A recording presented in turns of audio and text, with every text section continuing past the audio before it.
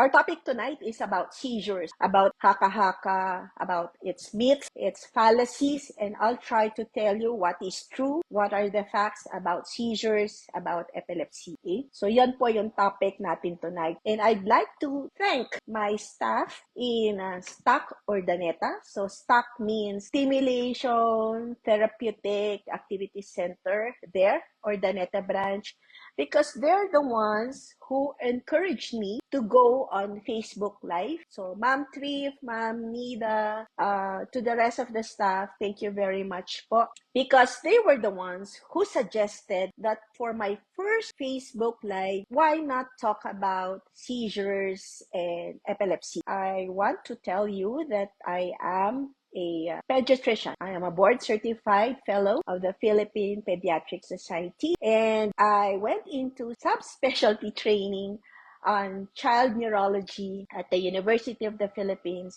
Philippine General Hospital. So board certified child neurologist din po ako from the Philippine Neurological Association and the Child Neurology Society of the Philippines. So yun po yung credentials ko po sa inyo para alam po ninyo na ako'y totoong doktor at totoong pediatrician and practicing child neurologist po ako. Our topic for tonight, and it's about seizures, convulsion, and or epilepsy. So all about those topic na you think bumabagabag sa isipan nyo, you can ask me and I'll try to answer them. Ang unang tanong, okay, is ang epilepsy po ba ay nakakahawa? Okay? Yun po yung tanong sa privately, hindi po na-post. Okay? So, una po sa lahat, ang epilepsy ay isang neurologic disorder kung saan ang isang tao ay makaka-experience ng seizure na walang lagnat. At ang magic number po ay 2. 2 or more seizures not related or not accompanied with fever is called epilepsy.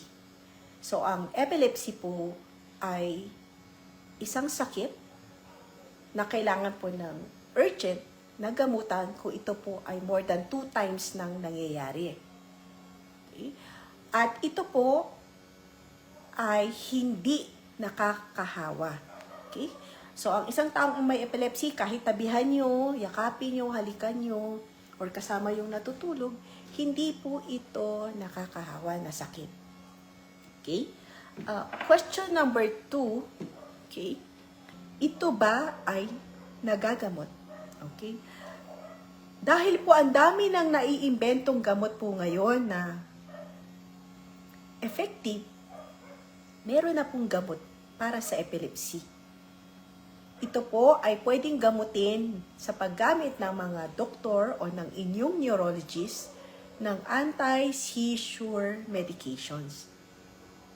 Marami na po tayong choices at ang choices ng pagbigay ng gamot sa inyo ng inyong doktor or neurologist ay depende sa of course, yung klase ng seizure na meron kayo. Okay? Number 2, kung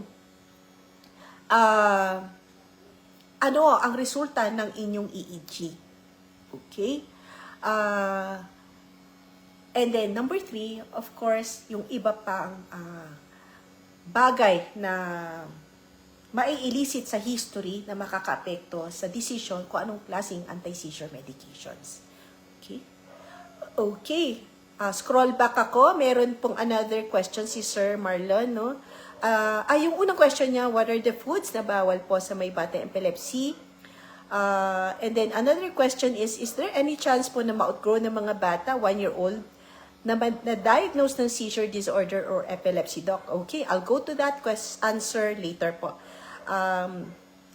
Tulad na nabanggit ko, may hindi nakakahawang epilepsy, mayroon po tayong gamot, maraming choices. At ang test po na kailangan natin ay ang EEG. Okay? Importante po ito para, of course, ma-check yung status ng utak ng bata or matanda. Number 2, para sa monitoring po. Okay? Eventually, part po kasi ng criteria is ang EEG kung makakagraduate na po sa gamutan or not ang isang taong nagagamot for epilepsy. And in relation to that, ito po yung sagot ko sa tanong mo, Sir Marlon, kung na-outgrow. So actually, hindi po natin ginagamit yung word na outgrow. Kasi hindi po siya tulad ng iba, no? Sinasabi, na-outgrow ba ang asthma? Parang gano'n. Hindi po. Hindi po na ang epilepsy po ay mayroong gamot at pwede po natin kontrolin ang seizure or ang isang bata na na-diagnose na may epilepsy or seizure disorder.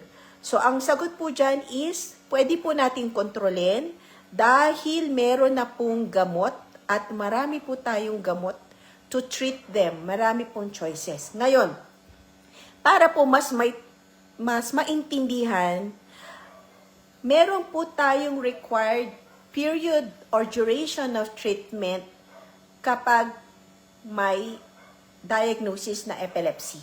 Ang range po of treatment is from 2 years to 5 years. So, dati po 2 years lang ang ginagamit namin. But, marami na pong studies na pwede kasing mag-recur back or mag-relapse. Kaya po, may range na tayo ng 2 to 5 years as duration of treatment. Depende doon sa confounding factors na mai-elicit namin sa inyo kapag kami po ay kausap nyo pag tayo ay nagko-consultation. Kaya napansin nyo, pag nag-check up tayo, lalo na kung bagong pasyente, ang dami ko pong tinatanong, or maski yung neurologist nyo, maraming tinatanong sa inyo bago magbigay ng diagnosis at mag-start ng tamang gamutan.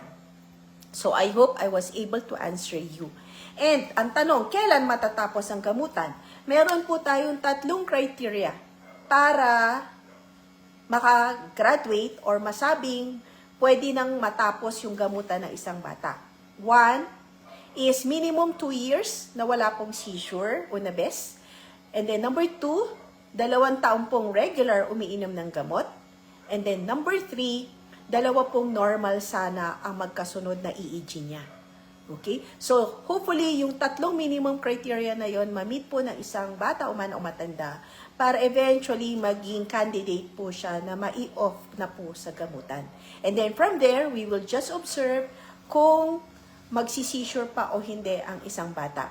Pero para po totally masabi na control na po ang kanyang epilepsy or treated na, ang kailangan po ay 10 years seizure freedom and 5 years off ng anti-seizure medications. So, pag ganun po, at least alam na natin, sure na tayo na baka hindi na babalik. Ngayon, yung second question nyo po is, okay, asa na po yun? Second question nyo, yung unang question pala yun. What are the foods na bawal po sa mga batang may epilepsy? Actually po, sa mga bata, lalo na yung mga less than, I think may napindot po ako. Hindi ko alam kung paano ko siya aalisin. Ayun, nawala yung parang cut thing. Okay.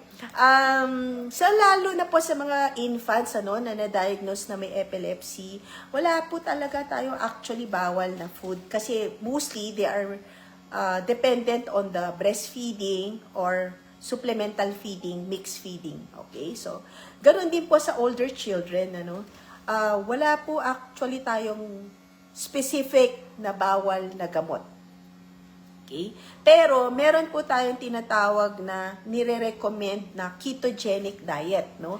Ang ketogenic diet naman po ay another form of treatment para tulungang makontrol ang mga seizures. May mga bata po kasi na kahit nag-trial ka na ng 1 o 2 anti-seizure medications, hindi pa rin nakokontrol ang seizures nila.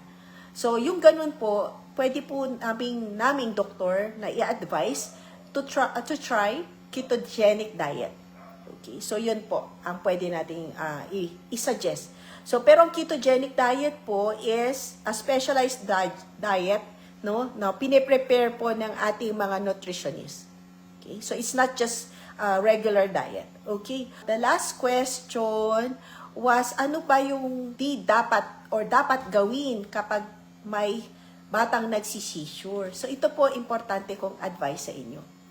Kapag nagsisure po ang isang bata o matanda, huwag po kayong magpapanik, no? Kalmado lang po. Kasi kailangan po kayo ng bata eh. Kailangan po kayo ng pasyente nyo para tulungan siya. I-make sure nyo po na safe siya sa isang lugar, nakatagilid, nakaangat po ang ulo niya kaysa sa katawan. Hindi po sila hinihimas. Hindi po sila kinukurot. Wala pong nilalagay sa bibig at hindi po sila sini-CPR. I-check nyo lang po yung vitals nila kung okay bang heartbeat, okay ang pulso. At higit sa lahat po, hindi po kinakagat ang kanilang mga paa para magising. And lastly, ito po yung nakakalungkot, no, na share ko lang experience sa inyo. Last Saturday, meron po akong pasyente na dahil nagpanik ang pamilya, nilublog po ang dalawang paa sa mainit na tubig. So ano po ma-expect natin? Syempre po, nalapnos ang dalawang paa. Huwag po natin gagawin yun, no? I-make sure lang po natin na safe yung bata. Hindi po natin sila kailangan buhusan ng malamig na tubig or ang worst, huwag po natin silang ibabad sa mainit na tubig.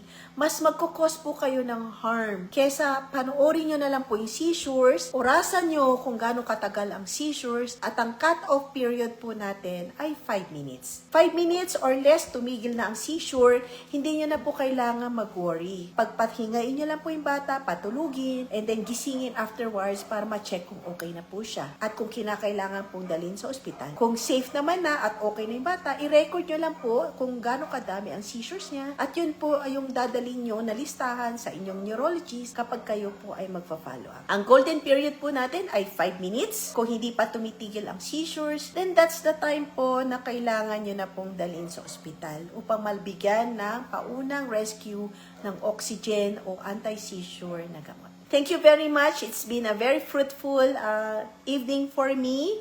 And with my Daphne, say good night, Daphne. Say good night. Good night, Daphne. Okay. So, nag-good night na po sa inyo si Daphne. Thank you very much. And stay safe and continue liking my posts and sending stars because this really helps me a lot. Good night, everybody. God bless all of you.